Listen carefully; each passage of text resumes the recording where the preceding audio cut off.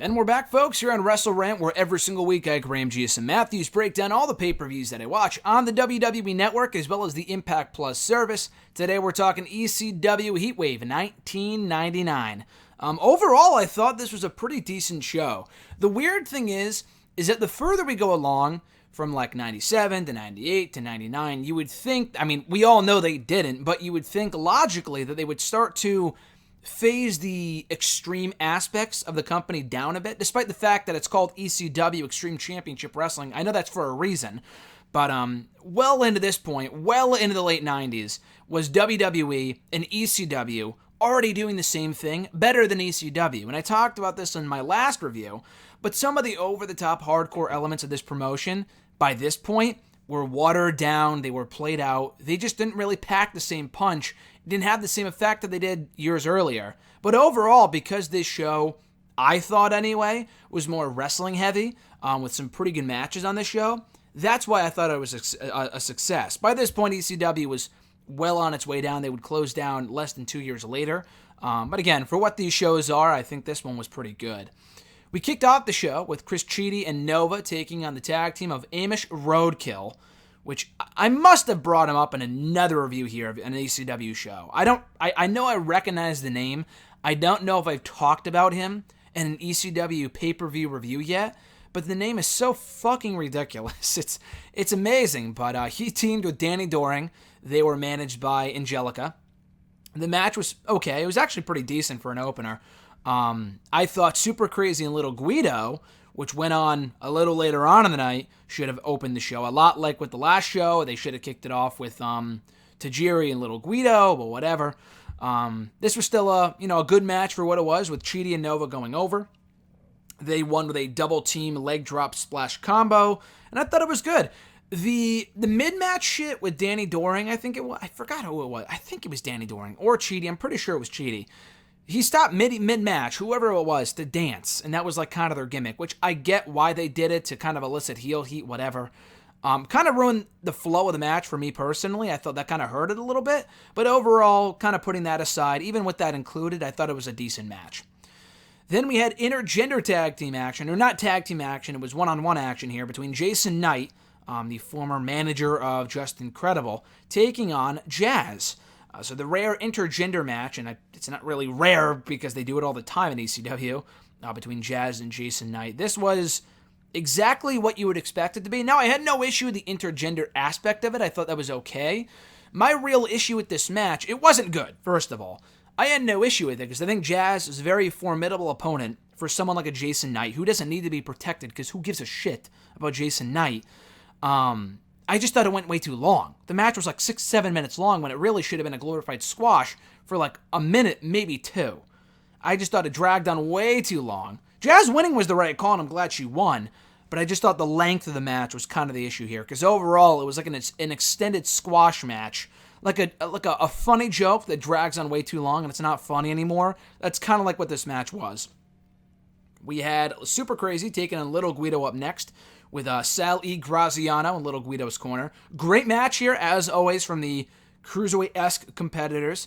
I thought this was awesome. Super Crazy did go over with a cross-arm powerbomb. Very fast-paced, exciting action. The crowd was into it. The commentary here I thought was great, too. They were telling a great story with Guido and Super Crazy, kind of recalling their history and stuff like that. I thought they were great on commentary. And I say they because Cyrus the Virus, that being the current announcer, Don Callis, I was going to say the current announcer, the current commentator for Impact alongside Josh Matthews. Don Callis joined commentary here with Joey Styles. I don't mind Joey Styles. I'm not the biggest Joey Styles fan. I think he's a little too over the top sometimes, but then again, so am I, so whatever. But I thought Cyrus added a lot, not to just this match, but really the overall pay-per-view. I thought Cyrus really added a lot being alongside Joey Styles, playing the heel commentator to his babyface commentator. I thought they were a good combo. But specifically this match, I thought they really enhanced the action tenfold. But they had good chemistry. Crazy went over. Good stuff here. We had, for the ECW World Tag Team titles, the Dudley Boys defending against Spike Dudley and Balls Mahoney. This was okay. It was more of a fight, a brawl that you would see in any other ECW pay-per-view than it was a real match. It was okay, but again, I think it could have been more. It was really no different than any Spike Dudley, Balls Mahoney match you've ever seen on one of these shows. But it was fine. I thought it was okay. The crowd was into it, so there was that. Sign Guy Dudley and Joel Gertner were in the corner of the Dudley Boys. And then Dudley and Mahoney, not the Dudley Boys, but Spike and Balls, ended up winning the ECW World Tag Team titles with a dual roll-up on both guys, which was kind of corny, but whatever. I thought it was a good match. Very violent. I thought it was a nice hardcore brawl. Didn't go too over the top, but it was good. The Dudley Boys, having none of this shit, put them through flaming tables afterward, only for them to get saved by New Jack. So New Jack made the save and forced the Dudley Boys to flee from the ring. And our new ECW World Tag Team Champions, Spike and Balls.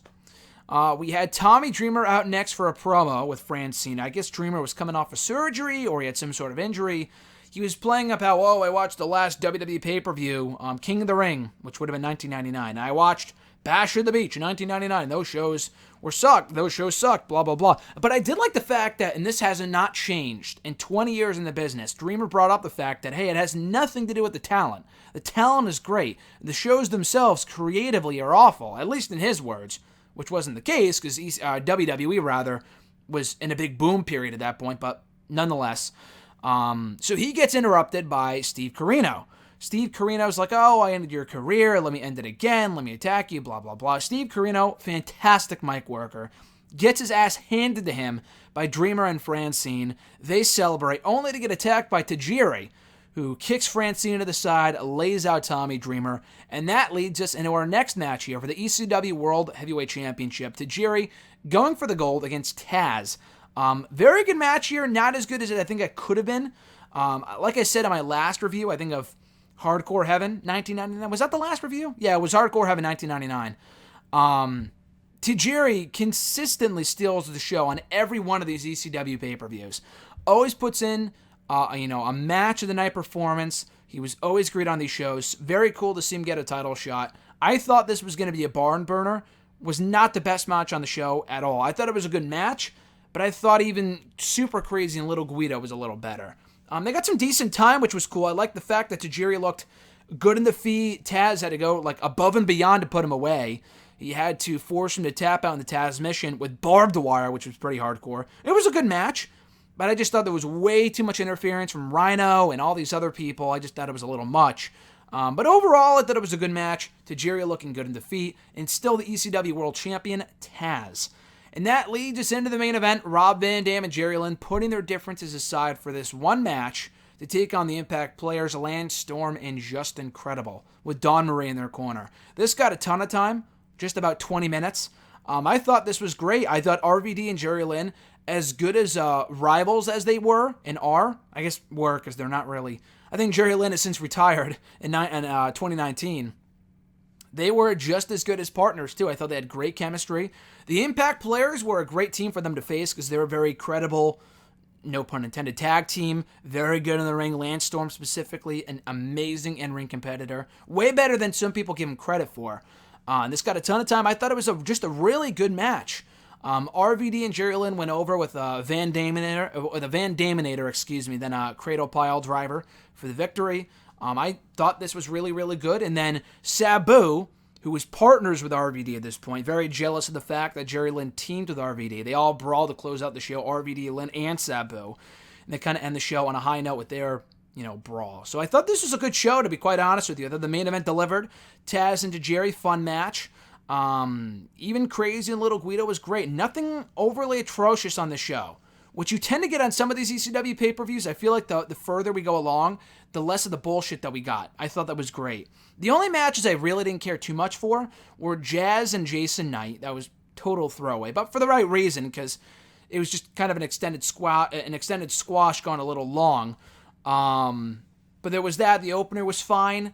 Even the ECW World Tag Team title match was fine. I thought this was a very good show. So be sure to check it out on the WWE Network, ECW Heatwave 1999. If there's any one match from the show to check out, I would recommend the main event of RVD and Jerry Lynn versus the Impact players. Now that's going to do it, guys, for my review of Heatwave 1999. Thank you guys for checking out the show as always.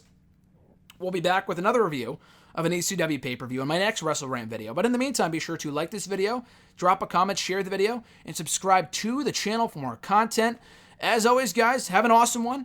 Rest your week, rest your weekend, whatever it might be. I'm Graham G. Matthews, and I'll catch your ass down the road.